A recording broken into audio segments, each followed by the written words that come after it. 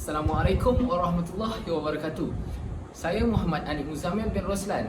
Pada hari ini akan membincangkan tentang tajuk teknologi maklumat dan komunikasi dalam pengajaran dan pembelajaran di sekolah.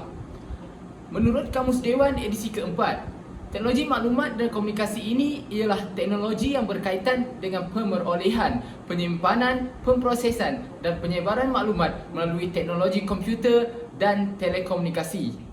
Selain itu, ada juga tokoh-tokoh yang mendefinisikan teknologi maklumat dan komunikasi ini. Sebagai contohnya, Mohtar Ahmad.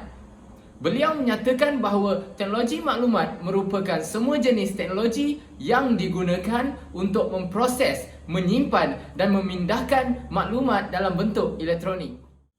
Kebaikan teknologi maklumat dalam proses pengajaran dan pembelajaran. Yang pertama sekali, teknologi ini dilihat mampu menjadikan proses pembelajaran menjadi lebih menarik, di samping dapat mengurangkan kecenderungan untuk para pelajar menjadi bosan ketika belajar. Para guru bolehlah mengambil inisiatif seperti memberi kuis ataupun ujian kepada para pelajar dengan menggunakan aplikasi-aplikasi seperti Kahoot ataupun Quizizz dan seumpama dengannya. Cara ini dilihat lebih baik berbanding cara yang lama di mana guru meminta para pelajar menyalin soalan dan kemudian menjawabnya. Hal ini membuktikan pembelajaran berasaskan teknologi mampu memindahkan sesuatu maklumat daripada buku teks yang statik kepada suatu corak pembelajaran yang lebih menarik. Implikasi teknologi maklumat dalam pengajaran dan pembelajaran. Teknologi maklumat dan komunikasi ini telah membawa sekolah-sekolah mencapai tahap yang lebih tinggi serta lebih baik yang mana turut memberi manfaat kepada para pelajar. Kementerian ketika ini sedang meneruskan matlamat untuk melayakkan semua sekolah secara rasminya mencapai taraf sekolah bestari, iaitu di mana setiap sekolah mencapai standard minimum penggunaan, keupayaan serta ketersediaan infrastruktur dan aplikasi ICT. Usaha ini dilihat mampu mengubah sistem pembelajaran yang berasaskan teknologi seperti di negara-negara lain yang lebih maju pendidikannya.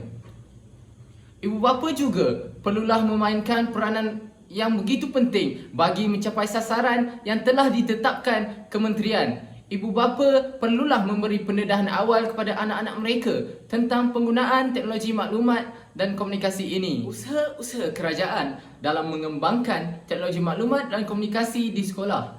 Kerajaan telah menyediakan infrastruktur jaringan dan pelbagai platform pembelajaran serta menaik taraf kemudahan-kemudahan sedia ada.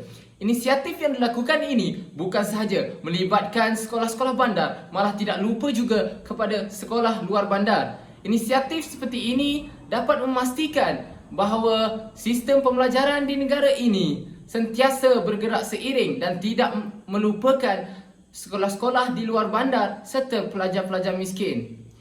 Elemen-elemen penting seperti peralatan, jaringan dan aplikasi ICT, kompetensi guru dalam ICT dan kurikulum serta pentaksiran telah diberi perhatian bagi memastikan segala keperluan asas telah lengkap. Satu platform ataupun jaringan telah pun dibina oleh kementerian yang dinamakan One Bestari Net, yang mana platform ini bermaklumat menyediakan akses berkelajuan tinggi kepada setiap sekolah awam di Malaysia dan mewujudkan persekitaran pembelajaran maya ataupun VLE.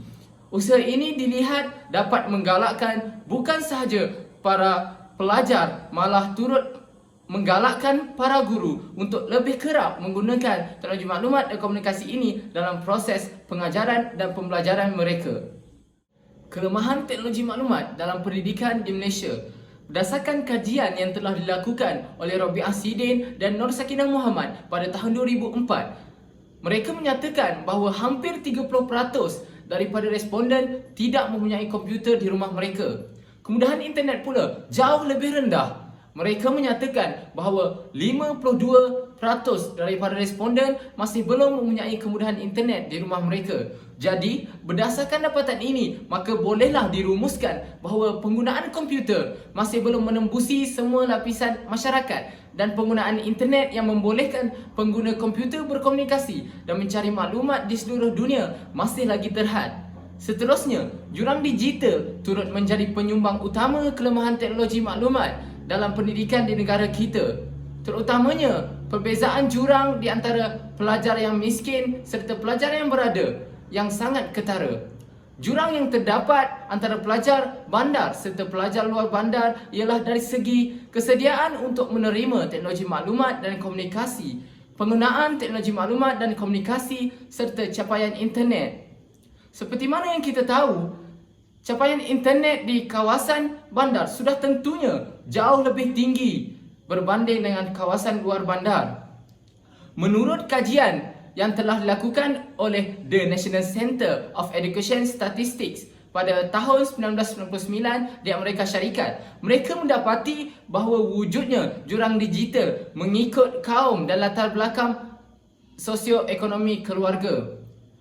Pada pendapat saya, pihak yang bertanggungjawab seperti Kementerian Pelajaran Malaysia perlulah lebih cakna kepada hal ini supaya proses pengajaran dan pembelajaran melibatkan teknologi maklumat dan komunikasi dapat dilakukan secara menyeluruh di negara kita. Secara kesimpulannya, perkembangan teknologi maklumat dan komunikasi yang semakin baik telah memberikan impak yang begitu positif terhadap perkembangan dalam bidang pendidikan, terutamanya dengan penambahbaikan yang dilakukan oleh pihak kementerian.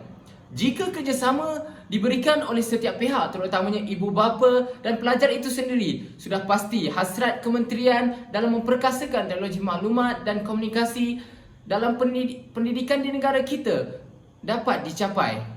Walau bagaimanapun, para pelajar tetap perlu dipantau supaya teknologi yang digunakan tidak disalahguna oleh mereka. Sekian, terima kasih.